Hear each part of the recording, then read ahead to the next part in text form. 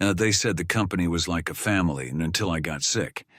I remember that moment as sharply as a winter gust cutting through the quiet streets of Indiana. The doctor rested his hand on the desk and said it gently, almost apologetically. "It's lymphoma." I was 59. The only one left in our department who'd been there since Midwest Analytics was just a tiny office above a pawn shop, tucked next to the train tracks. I was never the flashiest, never the loudest in meetings, but I was the one who stayed. Through 2 mergers, 3 CEOs, and more layoffs than I could count, I stayed. Every time the company hit a rough patch, I told my wife, "If I don't keep things running, who will?" Then the breakdown came, not in the servers I managed, but in my own body. Getting a cancer diagnosis at nearly 60 isn't a death sentence. But in the workplace, it's a silent label. Expired. I didn't ask to step away. All I requested was to work remotely for a bit during treatment. The real shock wasn't that my manager declined. It was the look he gave me when I mentioned needing medical support. That mix of pity and discomfort, like I'd said something that didn't belong in a place built on spreadsheets and silence. Like I had reminded him I was human. I kept showing up. Still fixed broken reports at 2 a.m. Still took client calls with an IV in my arm. I believed that if I stayed useful, stayed loyal, it would mean something. I was wrong. One day, I brought up the idea of a pay adjustment, not a huge one, just enough to keep up with the bills chemotherapy had left in its wake. His response wasn't words. It was a smirk. A small, curling flicker at the edge of his mouth, but sharp enough to slice 10 years of trust in half. That was the moment I realized, to them I was no longer a pillar, I was just inventory. I didn't expect pity, I certainly didn't expect praise, but I'd held on to a quiet hope that after all these years, after what I had given, they might at least meet me halfway. When I asked for a raise, I wasn't asking for charity.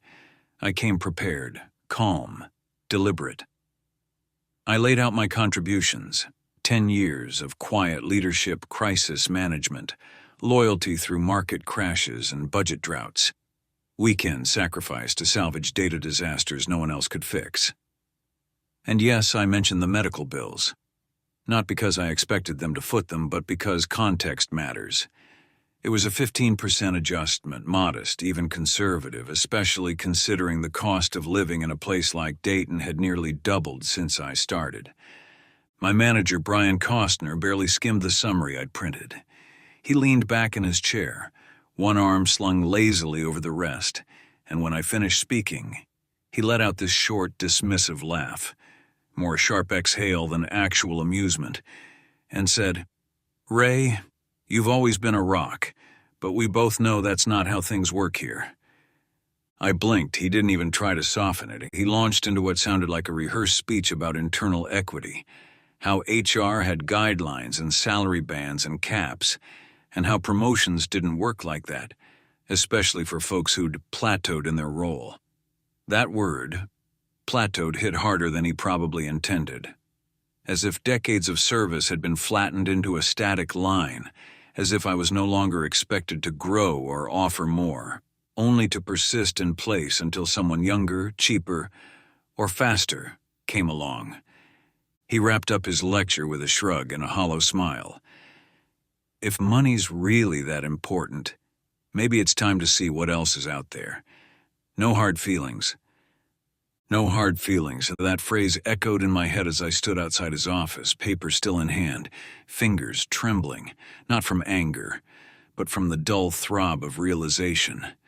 This wasn't just about a number on a paycheck. It was about how replaceable I had become the moment I stopped being invisible and dared to ask for recognition. I had once flown across the country with a burst appendix just to save a failing implementation. I had mentored interns who now managed departments. I had covered shifts when colleagues lost parents, spouses, homes. But in this office where I had once felt rooted, I was now weightless, disposable. That night I sat alone in the kitchen, the overhead light buzzing faintly while the mail stared back at me from across the table. Medical receipts spilled out of a thin manila folder. I glanced at the calendar pinned to the fridge. 3 more chemo sessions before Thanksgiving. A holiday I wasn't sure I'd even have the strength to enjoy. My daughter's tuition invoice was still unpaid. My wife, bless her heart, had gone to bed early after another shift at the hospital. We hadn't talked much lately. I think she knew something had shifted in me. Then I remembered a message, weeks old, sitting untouched in my LinkedIn inbox. A recruiter from a firm in Cincinnati had written, asking if I might be open to a conversation. At the time, I had ignored it. Loyalty, after all, used to mean something to me. But now, with the sting of my manager's smirk still lingering, I opened it. The words were polite, simple, respectful. "We're building a new team, and your background stood out. Would love to connect if the timing feels right."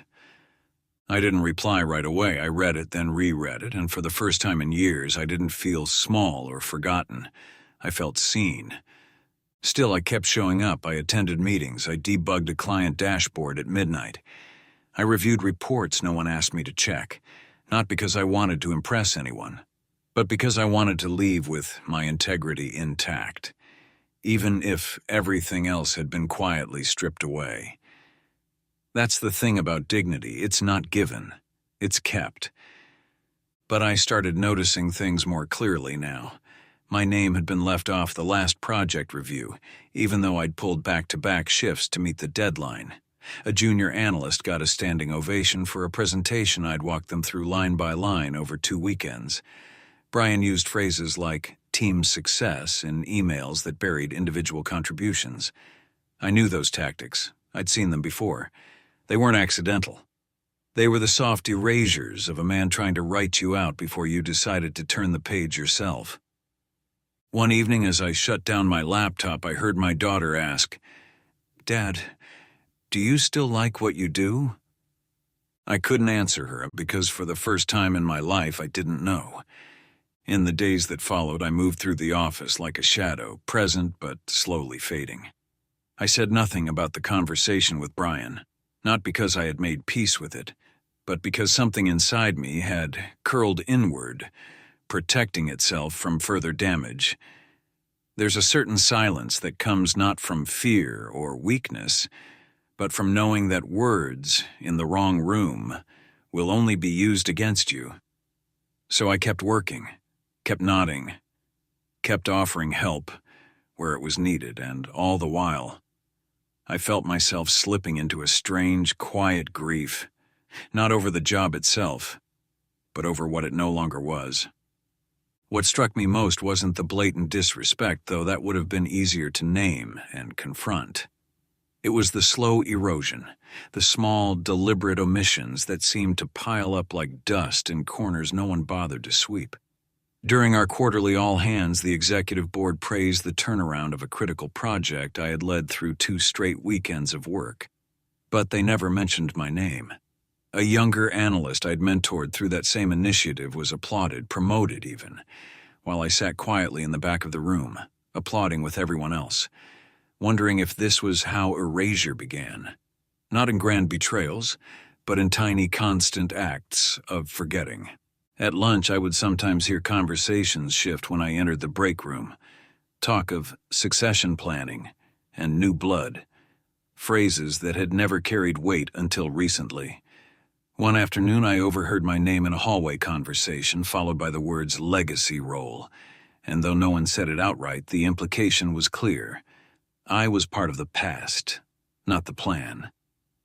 That night, I found myself staring at my reflection in the bathroom mirror, the harsh light catching the hollow under my eyes, the thinning edges of my hair, the pale line where my wedding band had left a mark after I'd taken it off to wash my hands and forgotten to put it back on. I looked like someone I barely recognized, tired, not from the treatment, but from something deeper. Exhaustion doesn't always come from what you carry. It comes from how long you've carried it without anyone noticing, and no one noticed, or if they did, they chose not to ask. My supervisor, the same man who once called me indispensable during a conference call with clients, now barely looked up when I passed by his office. A meeting I was once invited to lead was quietly reassigned. Key decisions were made without looping me in. Reports I submitted came back marked up by people who had once come to me for help. And though I tried not to take it personally, though I told myself it was just corporate evolution, the truth pressed harder against my chest with each passing week. I was being slowly pushed out, not with cruelty, but with calculated indifference. The worst part, I almost accepted it. Because when you give a place 10, 15, 20 years of your life, you start to believe that maybe this slow fade is just how it ends for people like us. Those who never demanded attention, who never made noise, who worked quietly, and let the spotlight pass them by, thinking that loyalty alone would be enough to keep the room lit a little longer. I remember one evening in particular when my daughter, Lily, found me sitting in the garage, still in my work clothes, hands resting on my knees, just staring at nothing.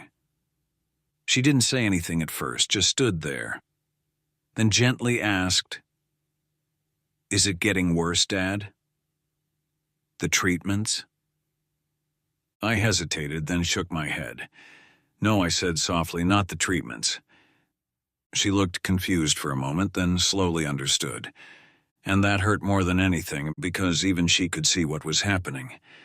The days that followed were marked by an eerie kind of clarity, the kind that settles in once you've stopped hoping for things to change.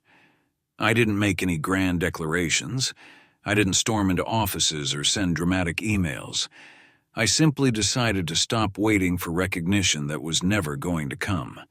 And in that silence, something inside me began to sharpen. I showed up to work every morning with the same neutral expression I'd worn for years, the kind that neither invited questions nor betrayed emotion. I nodded at my coworkers, answered emails with professionalism, and kept my voice calm in meetings even when my ideas were repeated back to me by others as if they'd just thought of them.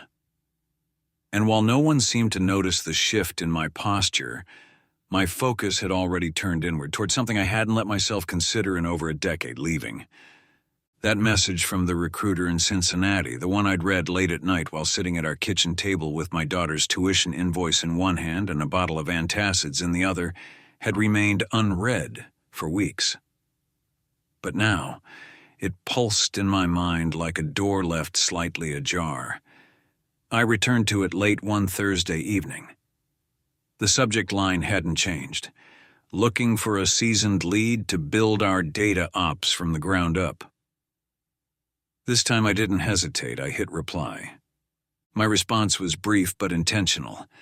I listed my experience, my strengths, and what I was looking for, not just in terms of title or salary, but in how I wanted to be treated, as someone who mattered. The recruiter replied almost immediately. Her tone was warm, direct, curious. We set up a call for the following week. In the days leading up to that call, I worked harder than ever, not out of some desperate need to prove my worth, but because I wanted to leave behind a legacy no one could tarnish.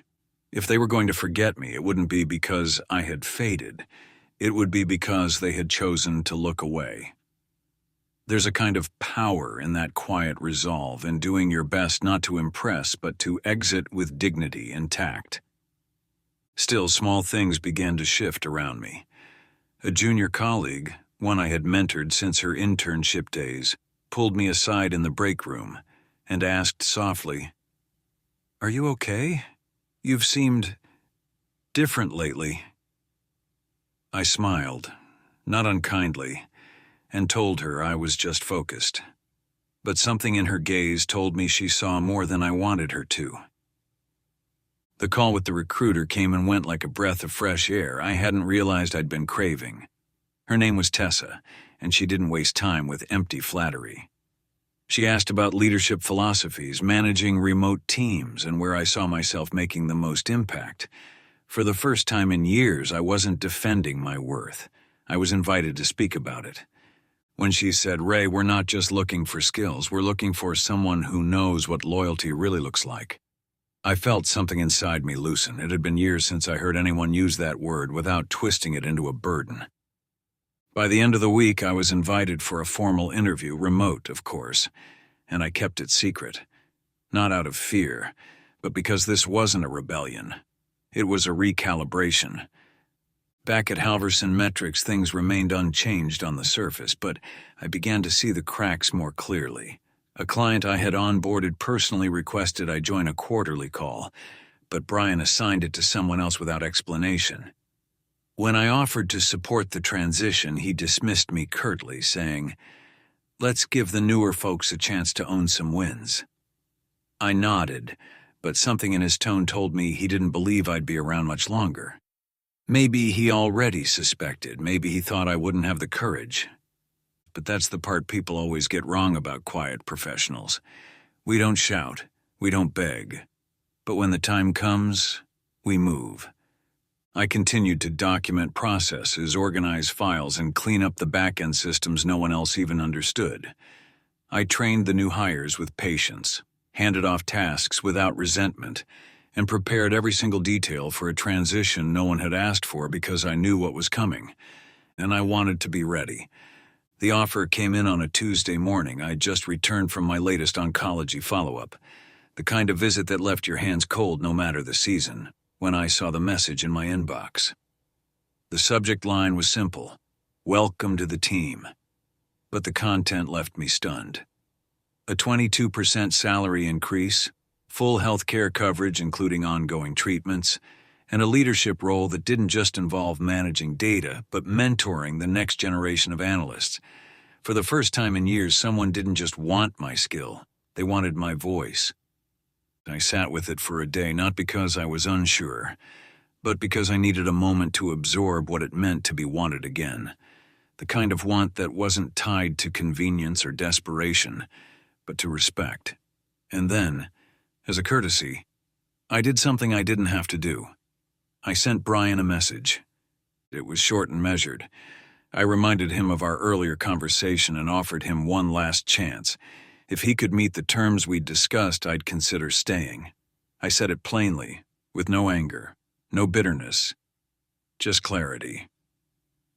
He replied 3 hours later with a sentence that told me everything I needed to know. "We have policies in place, Ray. You know the cap. Best of luck." That phrase, "best of luck," landed like a final insult dressed in politeness. After more than a decade of holding this company together through reorgs, data collapses, and sleepless nights, I was now just another problem filed away and forgotten. I didn't respond. I didn't have to. My silence was my answer. From that point on, everything moved quickly. I handed in my notice with the same professionalism that had defined my time there. I tied up loose ends, wrote documentation that no one asked for but everyone would need, and continued to support my team without revealing a hint of what was coming. And as my final days approached, something remarkable began to happen. Clients began to ask questions. The first was a healthcare analytics firm I'd worked with for years. They asked if I could lead the upcoming migration project personally, and when I told them I was leaving, they went quiet. 2 days later, they sent a message to Halverson Metrics stating they'd be putting the renewal on hold pending internal evaluation. It sounded vague on paper, but anyone who had been around long enough knew exactly what it meant. Then came the insurance client, the one I had onboarded in 2015 and shepherded through 3 platform changes. They asked where I was going. I told them honestly. 3 days later, they reached out to my new employer directly, requesting a partnership proposal and specifying that they only wanted to work with my team. By Friday, I had become the question mark in every leadership meeting. I heard whispers in the hallway, concerned tones and furrowed brows from executives who had, until now, never once spoken my name aloud. A colleague I trusted pulled me aside and said, "They're rattled. You leaving has set off alarms up top." And for the first time in years, I didn't feel invisible. The next week, I stepped into my new office in downtown Cincinnati. It was smaller, quieter, and the windows overlooked the river instead of a parking garage. My name was on the onboarding documentation. I was invited to join strategic meetings on day 1. My ideas weren't just heard, they were requested. And in the middle of adjusting to the rhythm of this new place, I received a message that nearly made me laugh out loud. It was from Brian, just 2 words, "Can we talk?" Too late, I didn't respond. Instead, I focused on integrating the first wave of clients who had followed me, some overtly, others through quiet referrals. No persuasion, no pressure, just trust, built over years of doing the right thing even when it was inconvenient, and in that trust something bigger began to bloom. Not revenge, but validation. Word traveled fast. I learned from a friend still inside that upper management had pulled Brian into a closed-door session after the 3rd client paused their renewal. Internal reviews were launched. HR started combing through performance evaluations, raise policies, and informal caps that had never existed on paper, but had always been used to justify denial. By midweek, I received a message from another colleague.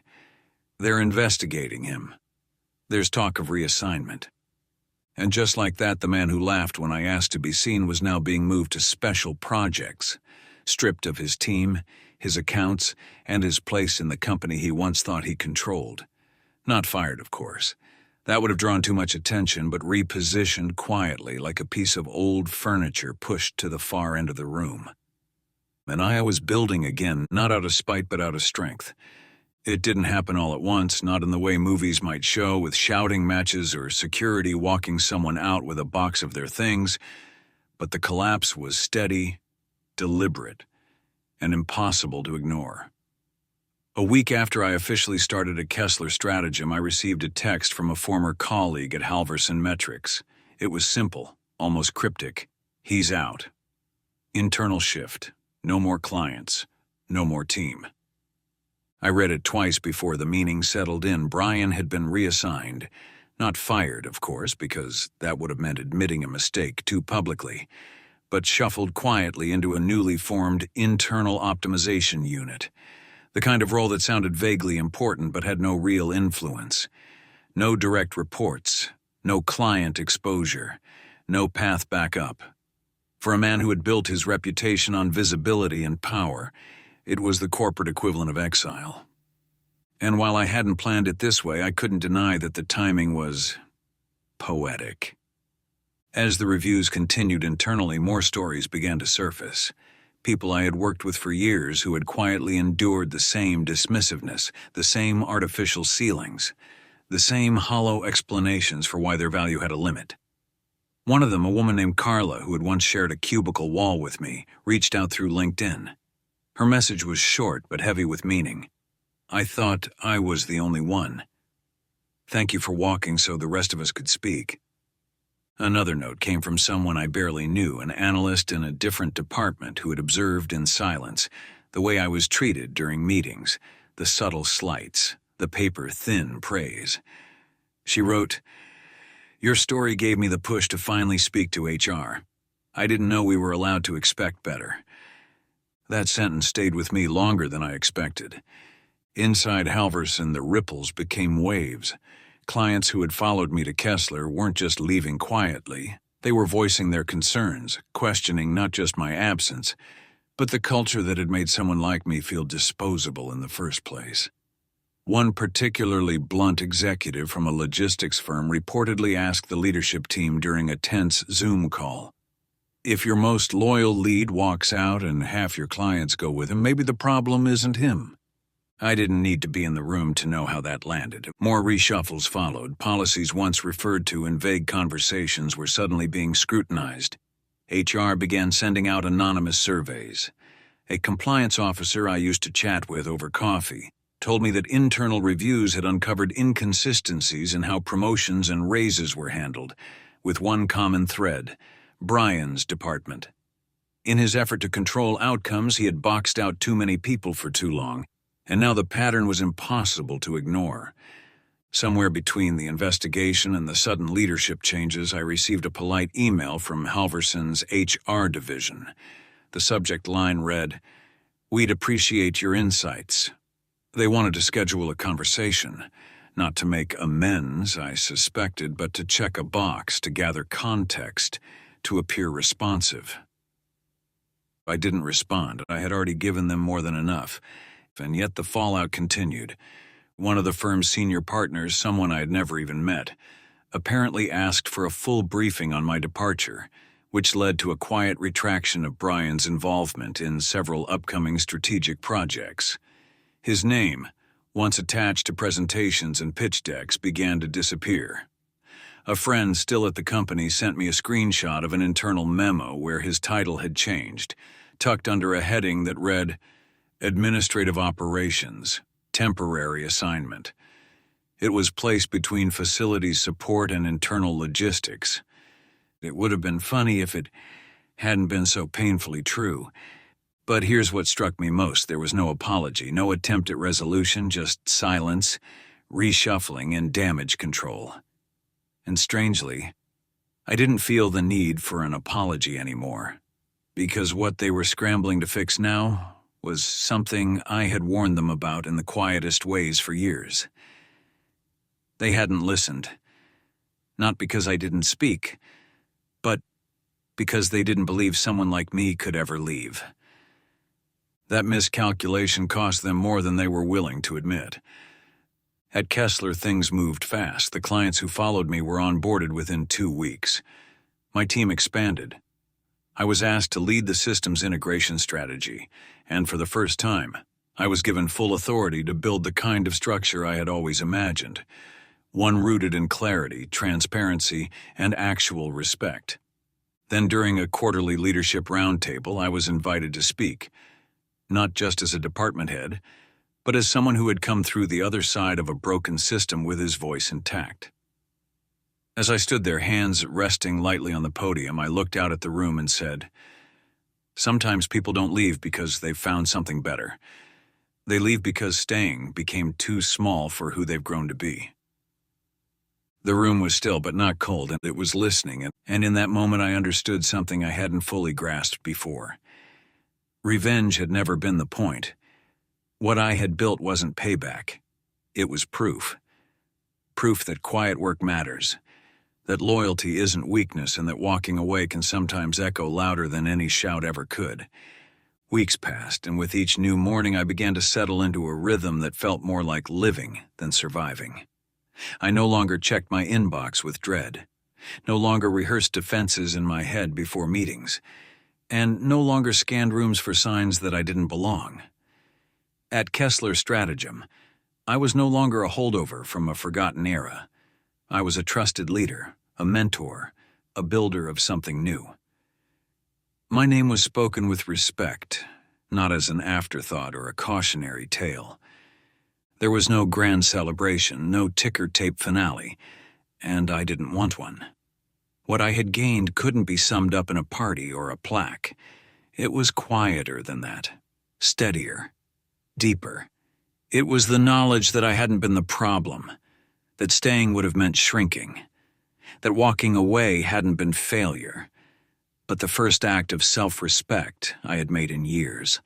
And strangely, what stayed with me most wasn't the downfall of my former manager or the messages from clients who followed me, or even the new title printed outside my office door. What stayed was a moment that no one else saw. It was late afternoon, and I had just wrapped up a review session with one of our newest analysts, a young woman, sharp and ambitious, but still unsure of her place in the room. As she gathered her notes, she hesitated by the doorway, then turned and asked almost shyly, "Did you ever feel like you didn't matter?" I looked at her for a long moment and said the only thing I knew for sure, every day, until I stopped needing someone else to say otherwise. Her shoulders eased just slightly and she nodded as if storing those words somewhere for later. And in that small moment I saw it, the full circle, the version of me that had once stayed too long, worked too quietly, asked too little. And the version that finally realized he didn't need permission to leave a place that no longer saw him.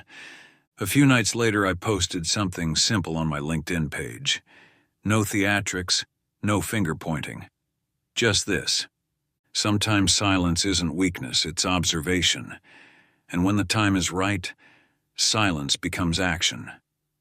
Walk away, not to escape, but to step fully into the space where you are meant to grow. To my surprise, the message resonated. Dozens of replies came in from strangers, colleagues, even former clients. People shared their own stories of staying too long, of being passed over, of wondering if they were just imagining the way their value had quietly vanished. One wrote, "You gave me the courage to have the conversation I've been putting off for 3 years." Another said, "Your story gave me permission to expect more." And it was then I understood that this had never been about revenge. Not really. It had been about removal of doubt, of fear, of the belief that our worth is tied to how quietly we endure. Sometimes the only way to reclaim your value is to leave the room that never saw it to begin with. So if you've ever been told to be grateful for less, or made to feel like time and illness and loyalty somehow made you less valuable, let this be your reminder. You are not disposable, and you are not alone. And if you're still sitting in that quiet place between being overlooked and deciding to move, I hope this story reaches you in time. Because the first step toward being seen is believing you're worth looking at. Have you ever stayed too long in a place that didn't see you, or finally left and watched everything change? If this story resonated with you, share your experience below. Someone out there may need to hear it more than you know. Like, subscribe, and share this with someone who needs to be reminded. You don't have to stay where you're no longer valued.